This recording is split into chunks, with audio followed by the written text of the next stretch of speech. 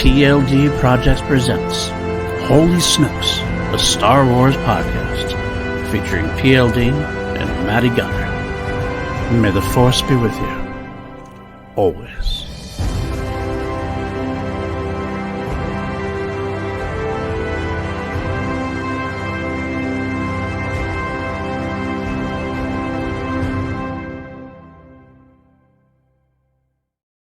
Now, one day, we might be listening to the best of David B. Star Wars themes, the writer of our Holy Snokes podcast theme, but that's at least in the future. We are here in the present, or not, as we talk about a galaxy far, far away in the past, a long time ago. Yeah, we're here. I'm PLD. Welcome to PLD Projects, and welcome to Holy Snokes. I am here with my compadre, my compatriot, my co-pilot, Mr. Matty Gunner. How you doing, my friend? I'm doing good, mate. Doing good. How are you? I'm doing pretty good, man. This was a great topic to discuss this week. I went into a deep dive. I was excited about this when we mentioned it before, and we finally got to it. The best of Kevin Kiner and his compatriots, as we are, the animated Star Wars side of things, at least until Ahsoka, because that is the news, of course, we got from Celebration that Kevin Kiner is returning to score Ahsoka, which was probably one of the best announcements from Celebration that we got. But man, if you're talking Star Wars music and you're not talking John Williams, this is your guy. He is what Dave Filoni is. I would say Kevin and Ludwig. But if you ask me to pick my favorite Ludwig tracks, then I couldn't do it. It's kind of, to be completely, like, I love Ludwig. I love what he's done for Mandalorian. I feel like Kevin Kiner has the heart and soul of Star Wars a little bit more. I love what Ludwig has done. I love his music. If I'm thinking about Kiner, I don't know whether it's the usage of the Williams cues on occasion or what it is. It just feels like he's been out here ever since John Williams was here. Yeah, I think it's just because Ludwig stuff is weird. Like, he's kind of like Zimmer with Dune. Like, he doesn't use conventional instruments in a lot of his pieces. That could be. And it's a lot more like electronic and industrial that I'm like, cool. Well, I guess that's what I mean. I get it, because you're right that way, because it is a lot different. It's a lot stuff we wouldn't usually associate with Star Wars, kind of say. I remember when The Mandalorian first came out, I was a little, I don't know, put off is not the right word. I wasn't quite into Ludwig at first. Like, I was kind of like, huh. But by the end of the season, I'm the same. Like, this is something that me and my childhood best friend Ryan talk about quite a bit, is that when the Mandalorian theme first came out, we were both like, I ain't so sure about this. Yeah. But then one day I was out for a walk. I was just walking my dog one day, and it came on shuffle, and it was just like, dun, dun, dun, dun. Like, while you're walking, like, you're slowly picking up the pace, and you're like, yeah. Kept reminding me of Rocky at first. That's what the guy was confusing with a Rocky theme at one point, which makes sense for Creed. Yeah, it kind of felt like it had that kind of momentum. And again, it's not to say it's not Star Wars, because it definitely is Star Wars by now after 3 seasons of Ludwig and his right hand men. Joseph Shirley, I believe his name is, doing Mandalorian, of course, Book of Boba Fett. It's just as much a part of the musical landscape as Kevin Kiner is now. But Kevin Kiner for me is just someone that he's my number 2 guy. I love Ludwig, but Kevin Kiner is the guy I want to see doing a little more. I'd love to see Kevin Kiner get a movie, because he's proven over the course of Clone Wars, Rebels, Bad Batch, Tales of the Jedi. We're going to be talking about a bunch of those cues today, forgiving our favorite 5, our best 5 or so. I listed about 10 or 15, so I don't even have a complete list in my head exactly what I'm going to say. I wanted to get prepared, because if you put down one that I threw out there, I want to have an alternate, because I just want to discuss so much of Kevin Kiner. I want to give him as much of his flowers as possible. And of course, next week, we're going to go and have probably even a harder task, because you're talking about the GOAT. You're talking about John Williams. So I'm looking forward to and am scared of that at the same time. How about you? I know my 1 and 2 for George. It's the 3, 4, and 5 that I'm like, what could I pot? Because there's always 2 that I go back to. Oh yeah. Let's not say it now, though. The ones after that, I'm like, God, there's so many. I have my one favorite cue of all time, specifically for Williams, but there are a bunch that, again, I agree 100%. And the funny thing is, I try to talk to myself. When I was even doing Kiner this week, I was kind of like, do I want to be a basic bitch? Like, sometimes you're a basic bitch because the the well-known themes for a reason, So it's like you gotta like, do you want to be snarky and try to make the deep cut? I've definitely got cool. I definitely got two ones that are like basic bitch ones, and I'm okay with that. Like I don't read that because, like, to be honest, like I said, they're basic for a reason because everybody knows them and loves them. That's why you get to be that way for a reason. it's Sometimes like you want to be cool. You want to be the cool guy who knows more. Sometimes, yeah, it's like being a music fan in general. I think now that I'm in my early 30s now, that I'm kind of like, I can't believe I gatekeep bands that now everyone loves. Like Bring Me the Horizon. I used to be like, oh, because I saw them play to 20 people in a little sweatbox venue back in 2005, and now they're playing stadiums all around the world. That there was times I was just like, oh, they sold out. Nah, this is crap. They were my band. No, they're still a cool band, and like Kevin kind of like one of my options is very much a yeah duh, but it's because it's because cool. yeah, duh. Yeah, because yeah duh. Yeah, it's like the funny thing is, like we try to, we always rail against gatekeeping here. We like, if you're a fan of Star Wars any way, shape, or form, if the only thing you ever like is Young Jedi Adventures, you're still a Star Wars fan to me. As long as you like anything, you're a Star Wars fan. So I hate gatekeeping, but sometimes you have to like be on the lookout for doing it yourself. Sometimes, like if I see a Queen, if I see talk something about Queen, and what's your favorite Queen song? So Bohemian Rhapsody. You got to stop yourself and go, are you really a Queen fan? If that's what you're naming, come on. Everybody loves that. It's something deeper. But you think in your head, it's the biggest song they had for a reason. So maybe I mean, Dana Carvey didn't even know the words when they were doing Wayne's World. So, but it's true. That's true. That's a Mike Myers thing for sure. But I think we all have that tendency. We all have that dark side in us. Sometimes we kind of have to combat on occasion to like make sure we're showing the right way. But no gatekeeping here. Whatever your favorite Kevin Kiner's track is, I'm good with that, and I hope you guys like Kevin Kiner as much as I do, because I'm gonna have a lot of fun talking about him for sure.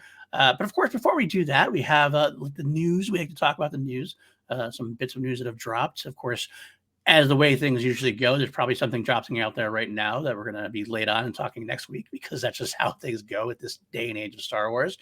There wasn't a whole lot of big news this week, but a couple of nice little moments, mostly Skeleton Crew tidbits, things of that nature.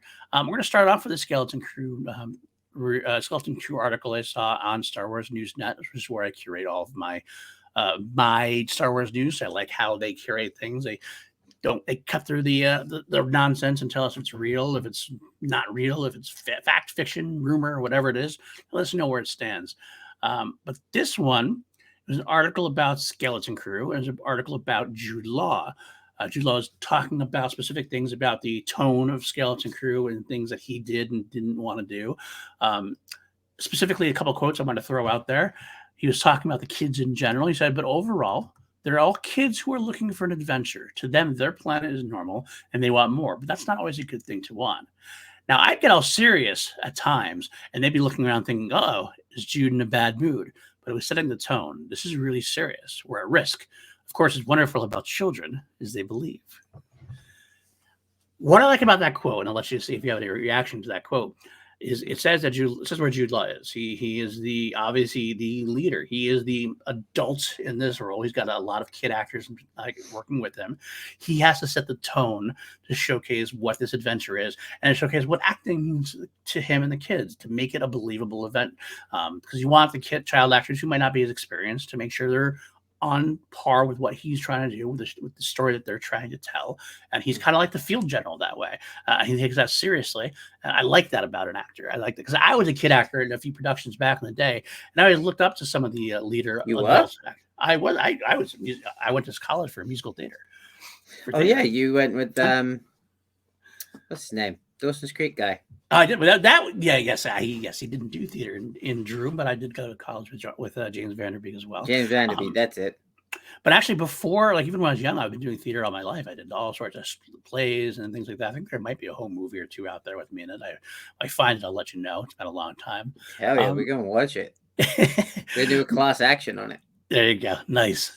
Put it up against something. I'm sure it'll work. You can recast me as Ed Harris. That's what you can do. Here we go. On that. But I always, I played Peter Pan. I played Michael in a production of Peter Pan. I always look towards the adults to kind of set the tone of what I'm supposed to be doing in a way, as a more inexperienced actor. I like Jude as the field marshal here. What are your thoughts on that? I mean, it's also kind of the director's job to do that as much as Jude's. I get that, like, he's taking the reins, like he's the vet, like he's the acclaimed child actor Jude Law. But yeah, I guess it's just him saying, like, hey, look, the kids are good, but sometimes I had to put my foot down with them because they're kids. I think it's just got to take it and know when to do things and when not to do things, and when to be serious and when not to be serious. Because I've always assumed that he's pretty fun on set as it is, but you got to know there's certain times and places for things, and I appreciate that. I heard him and RDJ had a blast doing the Sherlock Holmes, so he must know how to have fun. There you go. That's a fair point. Another point later on is that he mentioned his love for Han Solo as a Star Wars fan, and he mentioned trying to bring a little bit of Han Solo into his character, who is a Force user, not specifically a Jedi, and that's been a little up in the air. It's a little nebulous, as they say. So he is a con man. Like I've been saying this whole time, he is a con. He's going to be a con man. But he can use the Force, unlike Mr. Nanjiani. So it's going to be magnets. Trust me, it's going to be magnets up the sleeve. I'm fully convinced at this point. He said Force user, so he's a Force user. So he can actually use the Force. So, But he was asked, and he said, "I hope so. What I wanted to imbue was the humor and sardonic nature of Solo. The slight tone of, oh, this is all rubbish. What am I doing here?" I think that's a very Star Wars thing. The lovely irony that someone in it is a little throwaway about the whole thing. So, and he also stated that they need guidance, but they're vulnerable. And so throughout the people they meet, you question all of them. Is my character nice? Is he not? You just want them to be all right and get back home. But if you know John and Chris's work, you know that the kids aren't always safe. So again, more of what we heard. A little bit, I like the Han Solo addition to it. That makes sense to me. Han Solo, roguish, former Jedi user or magnet user, as they say. I kind of like what I'm hearing from Jude Law. He really seems like he's enjoying himself. He really feels like he knows where his place is in the Star Wars universe. This makes me more excited about the show, even though I was already pretty excited about the show. What does this do for you? I mean, as soon as they announced that it was going to be Amblin Goonies in space, like Stranger Things in space, I'm already like, hell yeah, give me. Then yeah, Jude Law to it. I'm like, okay, I'm ready. I'm just waiting for it now. And like I've heard the whole thing that they're probably gonna. It was originally meant to be November, December. Now they might be pushing it back. I'm like, whatever, just hurry up, just give it to me. Right. Okay, just I'm ready now. I've heard all this about it. Now show me. Okay, all right. And pushing it back potentially, maybe because of the strike, I could see them kind of trying to push things back to kind of give themselves a little more wiggle room. I have not heard anything either way, specifically more than the original, but we'll see what happens with that. But moving on a little bit to more Skeleton Crew news, this was funny to me. This was pretty funny to me. We had Jaleel White, best known as Urkel from Family Matters. Did I do that? Well, he basically announced on his own that he is in Skeleton Crew. Disney be damned, snipers be damned, NDA, non-disclosure agreements be damned. ND's nuts. He's nuts, pretty much. He was on a hockey broadcast of all places, just talking to the announcer. The announcer. Oh, is that guy? I thought it. Yeah. I was wondering who that was. Yeah, he's awesome. He's just basically saying. Somebody asked him like what we could see him in, and he specifically says, "Oh wow, I'm actually going to be in a new series on Disney Plus starring Jude Law called Skeleton Crew. Yeah, it's coming out in November, December, and it's part of the Star Wars universe. So that's a big change for me, man. I had to do 2 hours of makeup every day. I get to play a pirate." Now, that is not the typical way we get a cast announcement. I don't know if Jaleel is actually still on the show now, or if he's actually alive now, or if Disney's snipers have gotten to him at this point. But either way, I kind of found it refreshing and nice that we just got a kind of like yep, I'm in Skeleton Crew. This is what I'm doing. I'm playing a pirate. 2 hours and you don't think. Hondo confirmed. Hondo Watch confirmed. It's Jaleel White as Hondo. That's it. I said that in the Force Center Discord and got a laugh. I wouldn't. No, I don't think that's the case. I don't think they're casting Jaleel White. No, it's got to be. It's got to be Antonio. It has to. If they're doing someone for Hondo, it has to be Antonio. Although the more pirates we have, the more I wonder, are we getting Hondo? The more is Hondo Watch going to be fulfilled? Like, to be completely honest, it makes sense that he'd be in Ahsoka because of the Rebels sequel aspect of it all. But at the same time, I kind of almost feel like Ahsoka might be too serious of an episodes to have Hondo in it in a way. I kind of like the tone. That's why might he'd not be the quite comic fixed. relief. Potentially, but it might be an epic saga that you don't really have been. Might not be the way to introduce him. The way to introduce him in live action might be in this kids type show where his humor definitely fits very well. And now maybe he gets introduced here, and you get to see a big part of him interacting with Ahsoka and everybody in the eventual New Republic movie. That's a way to tease him instead of putting them all in together. Nice little tease here. Got to be Antonio. It has to be. Either has to be that, or I would be happy with them doing what they did for Cad Bane, more CGI, and get just Jim Cummings to voice it. Because Jim Cummings, his voice is Hondo. Not that Antonio Banderas couldn't do a hell of a job; he would do a hell of a job. But give me Jim Cummings, I'll take Jim Cummings any day. So that's fair. I love that we're turning every news bit into Hondo. That's all that matters. How is it affecting Hondo Watch? That's what we do. How is it affecting Hondo Watch? Let's see if we can turn the next bit into Hondo Watch. I don't think it's now Hondo Snokes. Hondo Snokes. That's right. Holy Hondo. I like that too. That sounds like a good Batman phrase. Holy Hondo, Batman. That'll give our friends at Scoundrels Inc. more room to play with. I like to say our name differently every time they shout us out. We should shout them out too. Scoundrels Inc., of course. Great podcast with our friends Brandon and Hannah. Scoundrels Pink. Frankie Chen, Scoundrels Pink. That's right. Sean Sullivan and the occasional guest of Kevin Smets at this point, the featuring Kevin Smets guest starring role.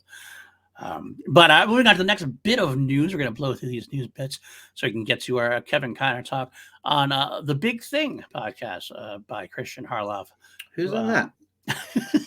I do work, do a little bit of work for him. I am definitely a producer on that. Who does it? I've never heard of that show.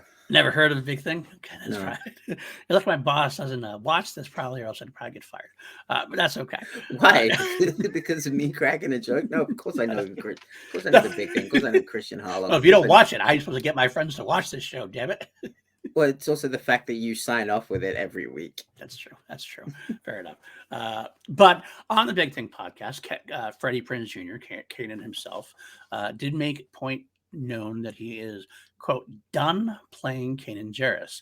He made mention that he hasn't actually enjoyed or wanted to play Kanan since his, spoiler alert for Rebels, his passing in season 4. He was talked about the Bad Batch coming back for that, and he said he was asked to. Yeah, I didn't necessarily want to. I feel like every time you hear Kanan's voice since Rebels ended, it really kind of dilutes his impact. Christian went on to ask, well, what about episode 9 voices? He goes, yeah, I didn't really want to do that either. I was asked as a favor, and I feel like all their favors are used up now. So yeah, also no Ahsoka for you. That's what he asked specifically. And Freddie Prinze Jr. said, no Ahsoka. I'm done with Kanan. I'm too old for that stuff. I find it interesting topic. I mean, some people have taken really offense to this in a way. Some people do. I watched the interview, watched the video, and it just seemed like he was having a fun time because he's friends with Christian anyway. It kind of seemed like a laid back event. I think he is just done with Kanan. I think he thinks that he had his time and he loves Kanan and he had a good time with it. But I kind of understand what he means by him like not wanting to return because he likes how it ended in a way. Does it dilute the impact? That's, your miles may vary. I don't think he does. I think especially the episode 9 part was spot on and really nice. But at the same time, I kind of understand his viewpoint in a way. That that's what his viewpoint is. More power to him. Bullshit. You think so? I'm sorry. Freddie Prinze Jr. loves Star Wars. Like, loves Star Wars. You can't tell me, you can't watch the video of him explaining how Maul is like Sisyphus and like just giving these long, deep, meaningful thought pieces on something like Star Wars and then just say, no, I'm good. I'm done with it. Freddie, you're not pulling the wool over my eyes. Liam Neeson tried it. It's not going to work. Whether you're in Ahsoka, I don't know, probably not. but no one's ever truly gone. Okay. You know, I love Freddie Prinze Jr. As I said, I want to be his friend. Freddie Prinze Jr. to me is like top 3 like coolest dudes alive. I love Freddie Prinze Jr. as well. I think he was a great Kanan. I love what he did with the role. We actually just watched that episode yesterday. Me and my son. My son finally got to that part, and he kind of saw it coming a little bit because he knows some Kanan things that are didn't. happening. Kanan didn't see it coming. That's right, but he loved it too. He thought it was a wonderful experience. You're right, Kanan didn't. I will say that. Would I be shocked if he ever did come back? No, I would never be shocked when somebody comes back. I do think he's not. I honestly think he is being honest in terms of that. He's happy if he doesn't come back. Like if he doesn't come back, he'd be fine with it, I think. But being done favors, if Dave Filoni calls up and go, look, we think that this will really help this out, I think Freddie Prinze Jr. would take the call, listen to him, and probably eventually come back, because that's just the way. I think he's loyal to Dave Filoni that way. I think Dave's loyal to him too. So if Kanan's ever going to happen, that's how it would happen. But I don't think there's any big secret here. I just think there's only one other actor I've heard speak as passionately about Star Wars as Freddie Prinze Jr., and that's Sam Witwer. Yeah. Like that's 1 and 2 right there. Of course, they were the Force Bros, so it makes sense. It makes sense, yeah. But absolutely. I don't know. I just think he loves it too much that if Dave, maybe he does need a little bit of time away, but I think if Dave called him up and said, hey, can you jump in the booth? Just give me a couple lines as Kanan. I definitely think, hey, if Dave called him and said, hey, we want to bring Kanan into live action just for a scene, just for you to appear. Come on. Who is turning that down? I ain't. Well, we're definitely not. That's for sure. But maybe I don't think you're wrong necessarily. I don't know. I do believe him more than I believe some people. Let's say that, like interview wise, I do think that's where he's at. But I guess we'll find out. Maybe we'll never. I mean, the truth is also, honestly, I'm not sure where it would make sense for him to appear. To be completely honest, because anything, unless you're going to go back sometime during Rebels timeline, because him appearing as the Force Ghost. Maybe the Harris, I guess that makes sense to a degree, potentially. But you're talking about, it's always like a face of like, okay, well, Qui-Gon learned to retain consciousness. Obi-Wan learned through Qui-Gon. Anakin was the chosen one. Luke and Leia, I guess that makes sense. Like eventually, does everybody who died gets to be a Force Ghost at this point? Maybe, I don't know. But then again, I guess if Han can come back as a memory, anything is possible, I guess. So guess we'll have to wait and see. I'm going to say that he's not in Ahsoka, though. I think he's being honest about that. I don't think he's in Ahsoka. That's my prediction at this point. Later on, maybe a flashback. Who knows? All right, moving on. 2 more little bits of news we're going to talk about today. Great article, and I believe it was originally from Entertainment Weekly. I got from Star Wars News, and of course, Dave Filoni and Jon Favreau were discussing Ahmed Best in The Mandalorian, Kelleran Beck, and his possible return. And Favreau was quoted as saying, "It was great, and now that character exists squarely in Star Wars canon. I think people dig seeing that character. I want to learn more about that character." Filoni followed up and said, when you're a veteran of this thing, I think it hits you in probably a very different way. And he worked with George, which is very special. And such a close-knit group of people now. And I think it's fun to have these people still included. Like in Obi-Wan, Hayden and Ewan. How great was it just seeing them? If it lives on, it lives on. Star Wars keeps continuing in the best possible way. Hearing that, well, it seems like we're going to get Kelleran Beck back at some point. Whether it's Mando Season 4, whatever it is, he's coming back. It's going to be Mando Season 4. It's going to be Grogu has another flashback. And I cannot wait. I cannot wait for the internet outrage to just explode when Kelleran Beck hands Grogu over the Jar Jar Binks. I am going to love it. I'm just going to be sitting there like, it's so great. And the thing is, I'm genuinely going to love it if that happens. If it's Jar Jar that's been protecting Grogu the whole time, it would also make sense because Jar Jar losing a baby, that tracks. Jar Jar losing a baby to a bunch of bounty hunters, that tracks. That tracks. I would absolutely love that too, honestly. I would love to see Kelleran Beck handing Grogu off to Jar Jar. That would be a lot of fun. And I think more people would like it than you would think. I honestly think a lot of people are ready for that to a degree. I kind of feel like everybody I talk to is kind of ready for that now at this point. A little bit of a, Jar Jar, hope for Jar Jar, redemption for Jar Jar, because people have always grown up loving Jar Jar. Now that we're at that age. Justice for Jar Jar. Justice for Jar Jar, exactly. I could see it happening, absolutely. And for Ahmed Best being there, I think that makes it even better. Let them dip back into that. Man. They have to. What I actually want to know more about is, do we learn, or how do we learn, did Calvin Beck survive at that point? Because if he got Grogu away, where did he go afterwards? Is he still kicking somewhere? I mean, I know there's the argument out there that there's too many Jedi already that survived Order 66, and where were they during the original trilogy and stuff. But I think we've had a pretty good explanation so far. Everything we had. I mean, obviously, we know Obi-Wan and Yoda obviously were there where they're supposed to be. We know that Ahsoka was out looking for Ezra. We know Ezra was gone at that point. So these all make sense so far. Who else do we have that's out there? Quinlan Vos. We don't know about Quinlan Vos. Yeah, we just know he was alive as far as during the Obi-Wan series was. Cal Kestis. We don't know where he was yet. Spoiler alert, 5, 4, 3, 2, 1. Cal is now working with the Hidden Path. Oh, okay. Great. So you got Cal, you got Quinlan, you got Kelleran. Maybe Kelleran. We don't know because he could have died in the way. Maybe Kelleran. We don't know yet. If there's anyone that's going to be helping ferry Force-sensitive children to safety, Kelleran Beck would be good. Got to think that he's got to be like Exhibit A, like candidate to do it. Yeah. Well, either way, it feels like from those quotes we're going to get him again. Obviously, it was such a triumphant return. The fans really loved it. I think the fans would love it even more to get even more. So good for Ahmed Best, good for Star Wars, and good for us. All right, one final bit of news. Actually, not much to discuss about this. Just kind of announcement that was made. Disney Gallery, The Mandalorian Season 3 is coming June 28th. Now, we didn't get one for Andor, which I'm still disappointed about. I wish we kind of got one for Andor as well.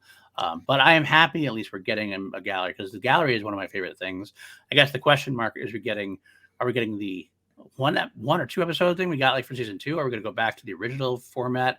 I kind of feel like we're going to get to what we got during 1 and 2, like the 1 and 2 episodes. Yeah. It's cheaper. Which I'm okay with. I loved the big long session they had for Season 1, but I'm happy to get anything back, because the gallery makes me happy watching it. How about you? Yeah, the gallery is one of those things. I don't like knowing too much of how the sausage is made, because it kind of, and Adam on Thank the Maker was saying something similar on an episode previously, that like he wouldn't want to sit down with George Lucas, because once you see like how the sausage is made, it's hard to like see it as anything but those gallery episodes, they do it quite nicely to where it's like, okay, this is what we did, this is the technology we used, but they don't like go too in depth. Right. They just show you the cool scenes that we want to see, how they did them, and then that's that. Right. It's not like the one of the like the ILM docs that like went deep in. Yeah. But yeah. I loved it. That like, I believe now, correct me, my old age might be showing. This is the gallery in Season 1. That's where we got the Dave Filoni quote about Duel of the Fates. Correct? Yeah. Okay. Yeah. I love that kind of stuff. Where we get a little more of the insight. We're not getting too far into it. I think we're going to love it myself. I believe, actually, I'm going to say it on air, Matty. I've been proposing that week, Holy Snokes will be a little bit of a breakdown of the gallery, if you're up for that kind of thing. It's a nice topic to talk about. And we can compare it to gallery seasons past and things of that nature. Great. That's really the only bit of news. The only other little bit of news is that the fact that there's rumors out there now that The Mandalorian Season 4 may face delays due to the writer's strike. I don't think there's much to discuss about that. That's kind of more of a, well, duh. Everything's getting delayed at this point. Yeah, duh. Slowly getting delayed at this point. And it's good for it. Let's get the writers their due, and let's get everything back on track. We can work on getting these great shows together. So, and it's probably going to get delayed even more, because that Directors Guild, I was listening to Fake Doctors Real Friends with Zach Braff and Donald Faison. Zach Braff is a member of all three, because he's a writer, he's a director, and he's an actor. Yep. And you got the contract with the Directors Guild coming up, and then the Actors Guild shortly after that. Yeah, I don't know. I kind of holding out hope. My hope, crossing fingers, is that the studios who are You gotta figure it out. They gotta figure out what's going on because you're not gonna have content, and without content, you don't make all the money that you like so much. I kind of have the feeling they want to get it all done at once. So Yeah. let's get the directors done, the actors done. We'll just do the whole shebang, make all like the best money they can all make, and then get it done. That's my hope and prayers. But either way, I hope it does get finished, and I hope it gets finished with the creators getting their proper due. So, alrighty then, that is the end of our news bits for today. Let's move on to our favorite Kevin Kiner cues. Of course, he's done all the animated Star Wars from Clone Wars, Rebels, Bad Batch, Tales of the Jedi. Where are you going to start? You ranked them, correct? I did rank him, and it was very, very, very, very, very hard to do so, but I managed to do it. I have a ranking myself, and I'll give this the ranking that I have. Okay. But I will also say, if you say one, I will throw a pinch hitter in there. So how about that? Okay. Why don't we go with your number 5? My number 5 is Enter the Bad Batch. Solely because it encompasses what they are and what the show is. It's the 18, baby. Like it's that proper like 70s, 80s, like and it's you hear it and you know, like the band Galactic Empire, shout out to Galactic Empire, they're a metal band that covers Star Wars themes. They did on their newest album, they did a version of the Bad Batch theme. And it's just like, as soon as you hear it, no matter who's covering it, as soon as you hear it, you know that's the Bad Batch theme. And it plays every time they go to action. And it's just like, yep, they are the 18. I love that. Yeah, I honestly, that was one of my honorable mentions. I definitely have it in there because it is kind of a basic theme, but it's done so well even from the beginning. It always gets me in the mood, gets me in the motion. Like as soon as I hear it, I'm like, yeah, let's go kick ass. I feel like Wrecker. I talk like Wrecker every time I hear this goddamn theme. It's a powerful one. I love that. It's funny because a lot of my top 5, Kevin Kiner to me is at his best when he's quiet. Those emotional moments that he makes are just so like, it's kind of like John Williams to Star Wars, is why I like Kevin Kiner so much. The most emotional moments of the show is always accompanied by this, feels like it's a perfect score to accompany it. So I don't have as much as the bombastic stuff of Kevin Kiner's side. So I'm really glad that you did, because I do love that side too, even though it's not like really my top 5. That's the only one I've got, by the way. So okay, that's the only bombastic one that I've got. So I have a couple of them down, and again in my honorable mention. The other honorable mention I will throw out there before I go my number 5 was Omega's theme was actually another one of my basic themes that like a lot. I love Omega's theme. Every time it plays, it's just perfectly done. It seems like it has the innocence, the slight getting to know a little bit better, the maturity's getting there kind of thing. Compares and contrasts to the Bad Batch theme. It's a very nice, awkward, different transitions. So that was and again, another one of my honorable mentions. But beyond that, I'm going to go with one that I kind of found is more of a deeper cut. I don't hear people talking about too much, partially because he uses definitely a Williams quote or two in there, but it's more the juxtaposition of things. It's Anakin sees his future. That was going to be in my top 5, but I had to shove it out for Bad Batch. Yeah. It makes sense, right? It starts off with this like slow battle of the heroes in there, and there's little hints of the Imperial March. There's little bits of pieces of he kind of puts all these themes together in this little mashup that only lasts like a couple minutes or so.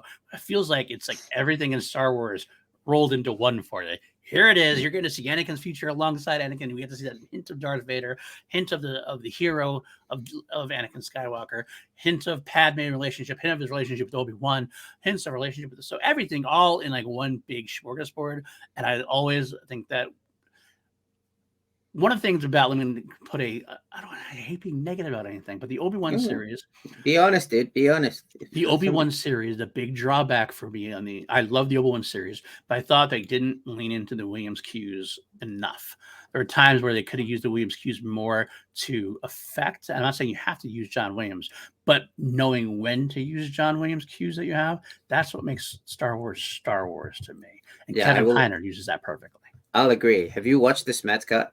I only watched the beginning part of it. It's on my list to watch very soon. I'm watching rewatch. I can't wait to watch it because I've heard Shout out to our friend Kevin Smith, because he puts some of the original, and I know Natalie Holt couldn't use a lot of the Williams material, but Smets put some in his cut, and holy crap. I saw a couple of great snippets. Like I caught like the one I saw mostly was when Leia falls and Obi-Wan uses the Force for the first time, and it's the Force. That's the kind of stuff I mean. Use the Williams quotes when they're necessary. And this part, back to Kevin Conner, he knows when to do that because he has a lot of great music on his own. But then, like, knowing when to use Williams is one of his best traits, I think. So that's my number 5. Anakin sees his future. What is next for you? My number 4 is Victory and Death. Okay, that's my list. Because it also uses another Williams cue of Padme's funeral, and it's almost like in itself, it's a funeral march for the Republic. It's a funeral march for the Clone Wars. You know, it sets the tone of this isn't an epic, heroic battle. Like, no one's gonna win here. Right. Like, these characters that we've grown to love are fighting each other, and there's a transition that's like, hang on, I've got the timestamp here. It's like there's a transition that's like 20 seconds in where it starts to bring in like the Padme's funeral theme. It just feels like a punch to the gut, because you know what's going on at the same time this battle's happening. Right. Anakin's at the temple. So good. So it's like, the victory and death. That's, you kind of get the same thing. Like, I'm very glad that you picked that. It's not on my list, but I agree. That's one of my top. Like, it's one of the, again, you could have 30 cuts, 40 cuts with him, and I could still like find more. But I'm glad you got to mention that, because that's one of my favorite things for exactly the same reason. He knows how to use what he's doing. It's partially Williams, but it's all Kiner as far as the orchestration goes, and it's just a touching theme. So I see a lot of people say that when he does that, it's pandering. I'm like, shut up. I could not agree. I could not disagree more. I cannot disagree more. Yeah, because it is what it's. We have that's Star Wars. That's the theme music is part of Star Wars. You should be harkening back to themes. Star Wars has always been about leitmotifs. My son will tell you that. My son loves leitmotifs. It's always about those characters. Every time you see Leia on screen, you get Leia's theme. Every time you see, Darth Vader, you get the Imperial March. It's because that brings it back. That invokes that mood you're supposed to do. This is part of what we see for Anakin, and everything. Victory and Death is part of that whole sequence. It's something you bring it back because it triggers that emotion in you. It works. Yeah. I would point them to the Obi-Wan series. Again, I love the Obi-Wan series. Wasn't a big fan of the score comparatively. But all right. Moving on then for me. I love it so much and I hate it so much. The Sacrifice. Oh God, yeah. Bad match. It seems like Kevin Conner is actually just aging like a fine wine. He just knows how to hit those undertones, how to hit his Bad Batch stuff is his best stuff. It could be. It could very well be. A lot of my stuff, I'm looking at it now, it's all much like I love his early Clone Wars stuff, but it seems like a lot of them are either Bad Batch or Clone Wars Season 7, or even I even had a couple of honorable mentions from Tales of the Jedi. But man, that moment of silence, the big sweeping epic score, followed by that kind of like melancholy, it just goes along with the feelings of Omega and Hunter afterwards. I can hear the dialogue even when I just listen to the music, and I love it. I always talk about my son when it comes to this, because he's a huge Kevin Conner nut. I'm sure he's going to talk to me about what his cues are later on after he watches this episode.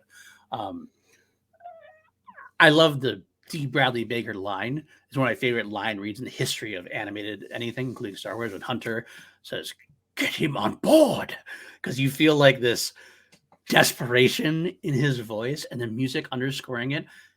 I'm getting goosebumps just even thinking about it as he's speaking. Oh my God, it's so beautiful, so powerful. It sweeps up the moment so well. If I had to make this to my top 5, I would have been like a shunned, I think, for my son. So he loved this one too. Yeah, it's an important one to put in there as well, because of the stakes that happen with that sacrifice. good. So good. So powerful. All right. What is next for you, my friend? My number 3 is Flight into Darkness from Tales of the Jedi. Oh, you the Tales of the Jedi one. Oh, nice. Okay, cool. This one is incredible. I love this one. The low drone sounds, the vocal chanting. It's the scene where Dooku's looking at the tree and he's Right. talking to Yaddle, and then he goes and flies off to meet Sidious. Right.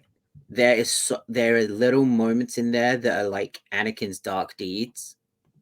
Yes. Again, pulling back to a Williams cue, and then it goes into, you hear the deep bass tone, like the industrial synth wave. It's almost like Blade Runner style, and it's very much a track that shows that Dooku's story was similar to Anakin's. That he could Like have been saved he was potentially at on some that point. that path of righteousness. He started to think about maybe leaving the order after Qui-Gon died.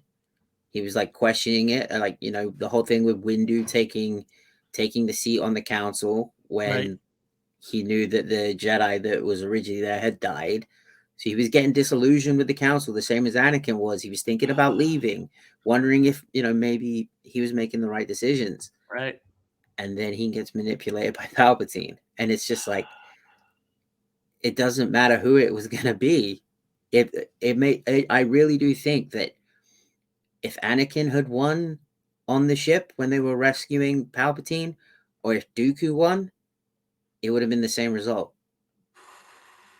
Wow. the same end game. God, I love it. God, I love it so much. Yeah, you're not wrong. You're not wrong at all. I think it's wonderful. Name checked Anakin's Dark Deeds, and exactly, I always used to call that when I heard that this is Kevin Kiner's version of Dark Deeds. It is that very similar, that underscoring, unnerving synth bass, which is just droning throughout, just creates this moment of like of desperation, of darkness, That of choir as well. quiet. You can almost, I think you could play this song Hmm. and see that scene in Revenge of the Sith where Anakin's in the council chamber looking out.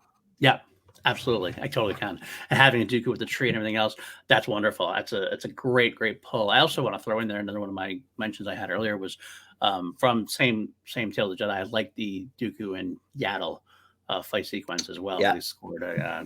That's another great one, similar to how it echoes throughout time as far as the light and the light side and dark side fighting. But okay, moving on to my actual number 3 here. This could have been my number 1. I gotta be honest. I love this one so much. It's simply entitled "Ahsoka Leaves." It's the end of Oh, season 5. yeah. End of season 5. It opens up with a very Williams. It's just Williams in the beginning. Dun, dun, dun, dun, dun, dun, dun, that just that theme playing, but then after like 30 seconds, it just morphs into this wash of like reverb strings. As we watch, I could watch Ahsoka and Anakin having their conversation where Ahsoka's like, "I'm not coming back." It's just so slow, melancholy, and it breaks your heart because like she's doing what she has to do, but you're kind of like Anakin. You don't want her to go. You're like, no, you can't. You're Jedi, and we know what's coming. Regardless of what's happening, we know what's coming. We know that maybe she could have prevented it if she had stuck around potentially. Not blaming Ahsoka, but because that's how we know that if things had been different, if she had been around, she might have been able to help save Anakin. But that's just not the way. He even said he Yeah. wanted to leave. Like Yeah, he said to us, like, "You think I I don't want to understand. leave?" I understand. And it's because and she does, and she knows he understands, and it's like, but there's a little sweeping, and it's so powerful and so moving, and what a great way to end the Clone Wars, because of course that was the end of the Clone Wars at that point before it got resurrected for season 6 and everything else. But that's what we were left with at that point. So beautiful, touching, love it so much. God, imagine if we had ended it there and we Oof. didn't see them get back together. Oh God. It's almost more tragic. Yeah, you're right. I've been gone away. Wow. All right, my friend. What is your next batch? This one is very simple. The whole thing of Star Wars is taking your influences taking the Kurosawa, taking the Western. Mine is from Bad Batch Season 2, and it's Canyon Landing. Okay, all right, I get that. I love this one. It is so Morricone, and I've heard so many people say like it's too on the nose. Fuck that. This is what George would have wanted. George loves westerns, and you just have that steel, it's either steel or nylon string guitar, and like that's the only instrument playing as they're like looking out over the canyon, and then you slowly get the clack in behind it, and it's just Right. like, yeah, dude, this I could hear this on like one of the Dirty Harry movies. Yeah, that's a good point. I love that. Yeah, that's a good point. I love that. Good pull. Good And I pull. think that's also maybe the first time we've heard like a steel string guitar get used in It might Star be. Wars. It might be. For something that's like so influenced by westerns, I don't think any of the music's really like been that westerny. Yeah, I that overtly westernly. I think you're right. I think you might be right. Absolutely. Mm. Huh. Oh, that's it's a great choice, man. It's a good choice. These are all good choices. Who am I kidding? My next one, you'll know because it's one of the two. I use two songs in my Star Wars mix, my Obi-Wan's Message video that I made for the channel here, which is still on the channel. If you go look for it, I did. I am pretty proud of it overall. I did the Samuel Kim mashup version. Well, if you ever listen to Samuel Kim, dude is phenomenal. Master. Masterclass of I hope he gets to do a Star Wars project one day. God, oh, he's so good. To me, this is one of my favorite moments in Rebels. It is from the end of season 2. It's over now. After the Battle of Twilight Apprentice, we have this great moment where Ahsoka and Vader have fought. Kanan is like consoling, blind Kanan now is consoling Ezra. We see the rest of the Rebels crew just looking pretty helpless as they have this one shot going through the ghosts as you see them looking just being themselves. You see Ezra holding this holocron and having him like being tempted to the dark side, and it opens, and that's like, oh my god, what does that mean? You see he goes a little dark side a little bit himself, but the cue itself is just so. It starts off very quiet and kind of builds a little bit like we don't know what's going on with it, and all of a sudden it's this big droning score of like it goes back and forth with a few things, but it builds and builds until all of a sudden there's just this big choir in the background, and you're like, if you didn't know what was going on, you're like, all right, something epic is happening now. And it's this like it feels like one of my favorite things about the sequel trilogy trailers was the way they slowed down John Williams themes. It's kind of a new trailer trick. Anyway, I'm personally here for it. I love like the slowed down version. They slowed down. I mean, what was that what's the movie coming out that I saw the trailer for today? Oh, The Creator. You see that trailer today? They somehow slowed down Dream On. Yes. And made it sound like really ominous, like even more ominous than Dream On already is. Right. It makes it sound like an epic finale of some kind. And it's like, I love when they do that stuff. And this is this isn't like a theme that's been used quite a bit, but it still has that same kind of feel to it. Epic finale kind of feel. I love it. Personally, it's one of my most favorite cues in the history of Star Wars. Not just Kiner, but in the history of Star Wars. Especially because they're not okay now. Yeah, exactly. It's about to get a lot worse. Absolutely. All right. What is your number one then? Right. Let's up to your number one. This one, I listened back to it, and I'm just like, the layers that have gone into this. I don't know how I could have picked anything else. It's the final version of Crosshair's theme, and something Kevin kind of does, I've noticed, is he doesn't just. A lot of people, once they come up with a theme for someone, they will stick to that original theme. He expands on it as the character grows. Yes.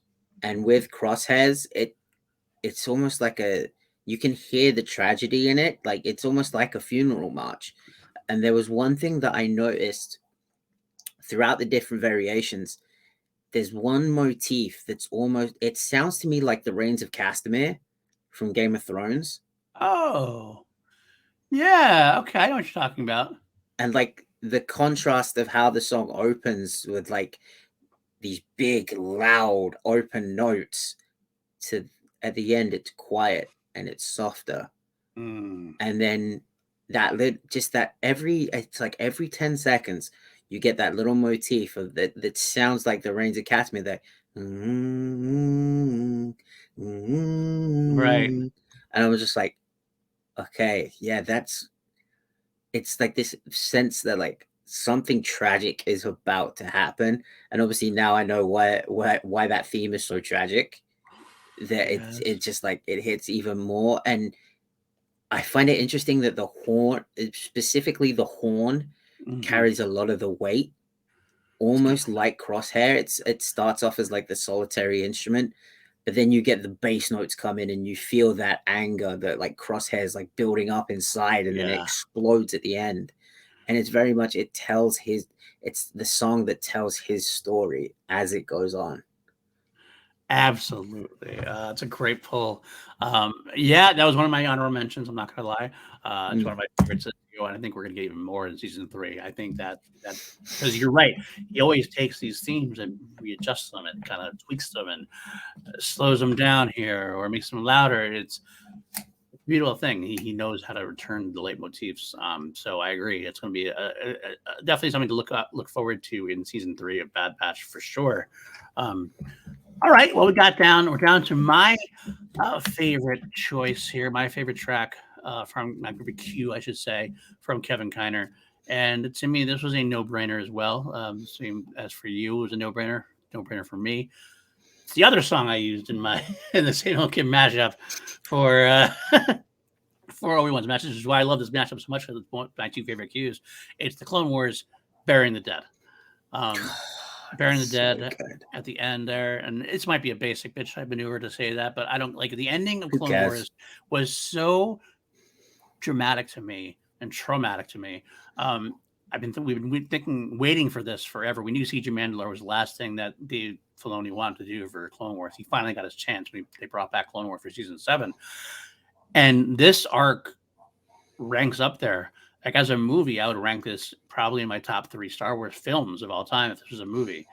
And part of that is the score and this sad trill of when you see Ahsoka and Rex with the crashed Venator and like the ship that's like down on the ground, and you see these just small piano just tinklings, twinkling, ding, ding, ding. And it's like a little bit of Ahsoka's theme. It matches a little bit of the clones theme here and there, like clips of both, and it makes sense both. I can't watch that and not like just start tearing up, but because of the music. I mean, the visuals are powerful,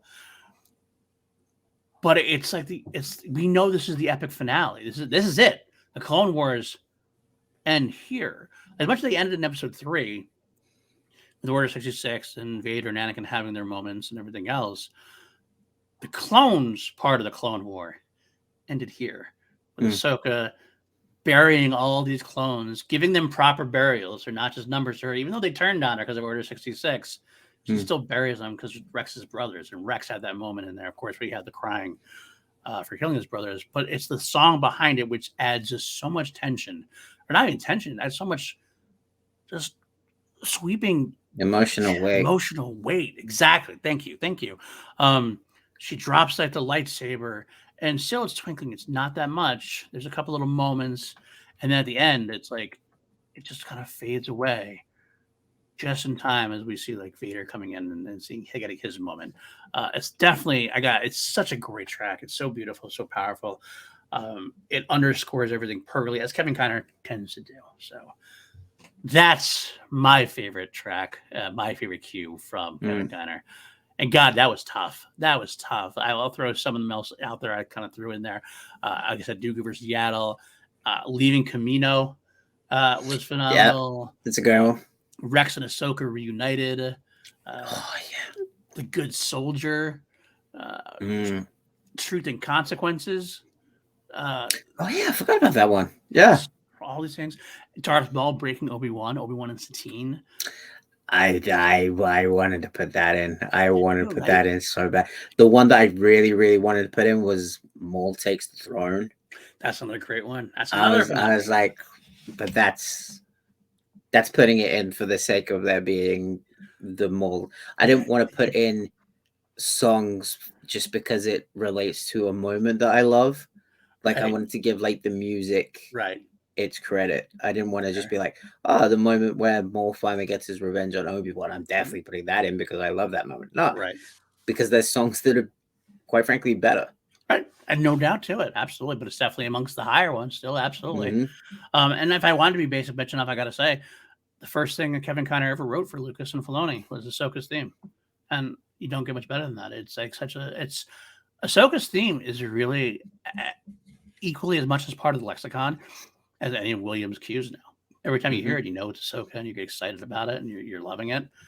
It's a great theme of innocence, young spunkiness, and like you said, how over the course of the years, as Ahsoka matures, the theme matures a little bit, and we get more hints of it now. But I can't wait for Ahsoka's live action. I wonder if he uses that version or if he comes up with a new version for the show. I wonder if it's well. I think the theme song of the show will probably be different, but I bet, quite honestly, I bet it'll be related. It'll be like an updated version of it. It'll be the same kind of thing, but maybe a different band version of it. Kind of like how Clone Wars is the Star Wars theme done differently, pretty much. Yeah. Kind of same type of thing. I think it'll be something to that effect. It'll be the Ahsoka theme just done a little differently in a way. But we'll get more of the traditional Ahsoka theme during the show itself.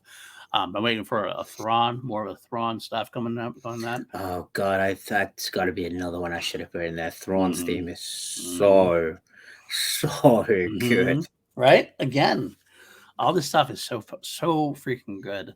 That's Kevin Conner for you, man. I love the Conner family, and all that we've heard them do for Star Wars. Long may they continue. I'm hoping we get more animated series to come. They can do some of that. I'm hoping Kevin Conner gets to do more live action. I'm hoping that Kevin Conner does the New Republic movie.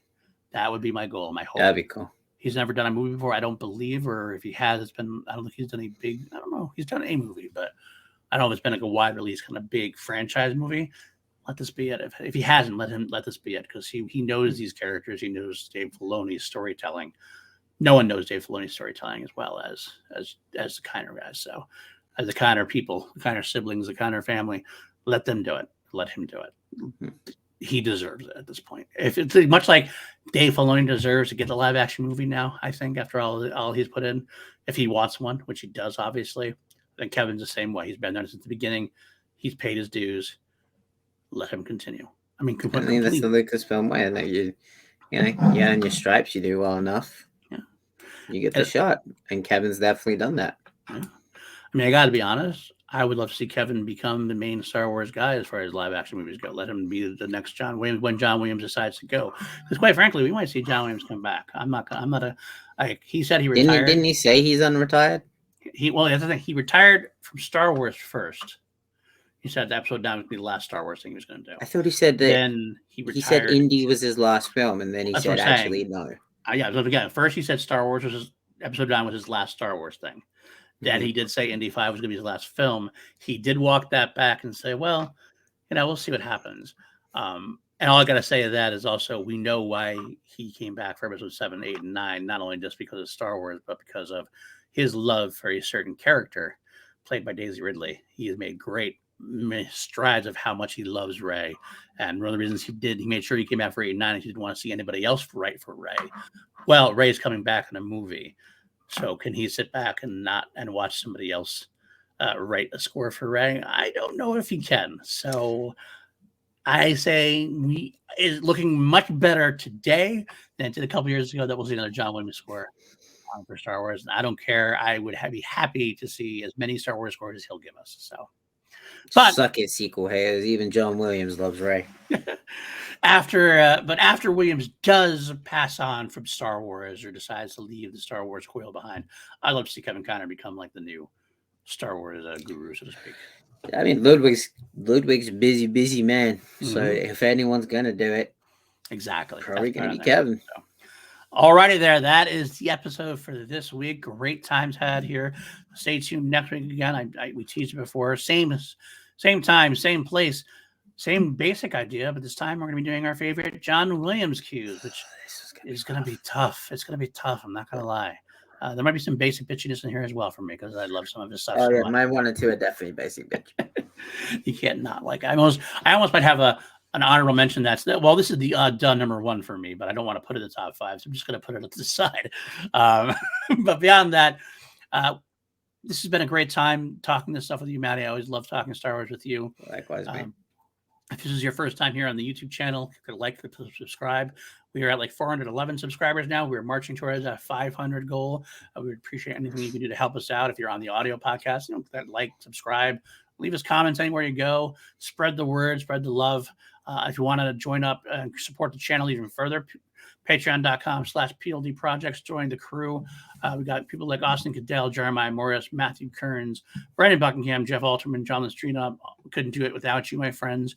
Extra content coming your way this week, especially all 4 of the Mediocre White Dudes are going to be on, I believe, going to be on a Patreon exclusive podcast tomorrow, talking about whatever we damn well want to. All the latest news we don't get to talk about on all of our other podcasts that we do. But yeah, this has been a fun time, guys. Next time, so come back next time for more. Matty, where can the folks find you? You can find me on Twitter at Matty Gunner, Instagram Matty_Gunner. You can find my band Mourner, Mourner, on all DSPs.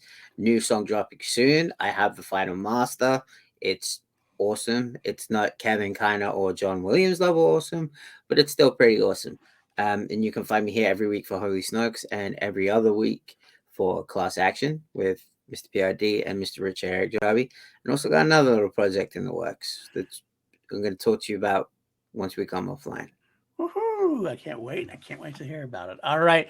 You can find me again here, like every PLD project show I'm on some way, shape, or form. Class Action, 2 Mediocre White Dudes on film. Crown Jewels, my sister YouTube channel, PLD Projects, Crown Jewels. The Harrisons is coming. Review. Trailer reaction. Did a great trailer reaction for Mission Impossible Dead Reckoning Part 1 today. Loved that trailer. Go check that out. My reaction to that, I got so excited. I was knocking over shit. It's so good. Yeah, but that's it. We got some great content coming your way. Stay tuned for more. But we will see you next week then, my friends. And until then, may the Force be with you always.